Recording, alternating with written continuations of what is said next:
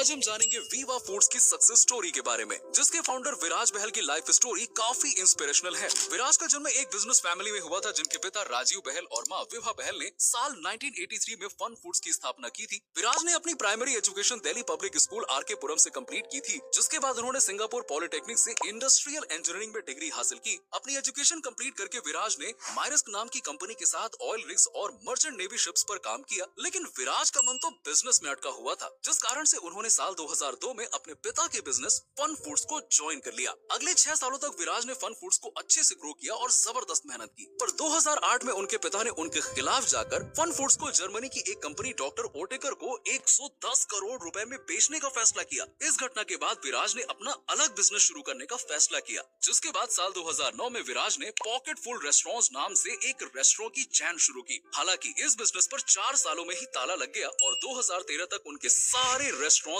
बंद हो गए। उस समय विराज बैंकरप्सी की कगार पर थे और उनके पास बिल्कुल भी पैसे नहीं थे, लेकिन उन्होंने हिम्मत नहीं हारी और अपनी पत्नी रिद्धिमा के साथ उन्होंने घर बेचकर नया बिजनेस शुरू करने का फैसला किया। उन्होंने अपनी इस कंपनी का नाम वीवा फूड्स रखा और जिसने अपनी शुरुआत B2B सप्लायर के रूप में की, और जहां उन्होंने डोमिनोज, पिज्जा हट और बर्गर किंग जैसे बड़े QSRs को सॉसेस और कॉन्डिमेंट सप्लाई किए। अपनी क्वालिटी और इनोवेशन के कारण वीवा फूड्स जल्द ही इस फील्ड में एक रिनोन्ड ब्रांड बन गया। वीवा के साथ धीरे धीरे विराज ने रिटेल मार्केट में कदम रखा और केचप, मेयोनीज और सैलेड ड्रेसिंग जैसे उत्पाद लॉन्च किए। आज वीवा के 85 से ज्यादा प्रोडक्ट 700 से ज्यादा शहरों में उपलब्ध हैं और FY24 तक कंपनी का रेवेन्यू 1000 करोड़ को पार कर चुका है। और इसके फाउंडर विराज बहल शार्क टैंक इंडिया के सीजन 4 में एक शार्क के रूप में फीचर भी हो चुके हैं। वीवा की सफलता का मेन रीजन उनका इनोवेशन और क्वालिटी पर जोर देना है। उन्होंने अपने प्रोडक्ट्स में कम से कम प्रिजर्वेटिव्स का इस्तेमाल किया और इंडियन टेस्ट के अनुसार नए फ्लेवर्स डेवलप किए। उनका लक्ष्य सिर्फ बड़े शहरों तक सीमित नहीं था, बल्कि उन्होंने वेल्लोर, मदुरई, बठिंडा और लुधियाना जैसे टियर 2 सिटीज में एक्सपैंड किया,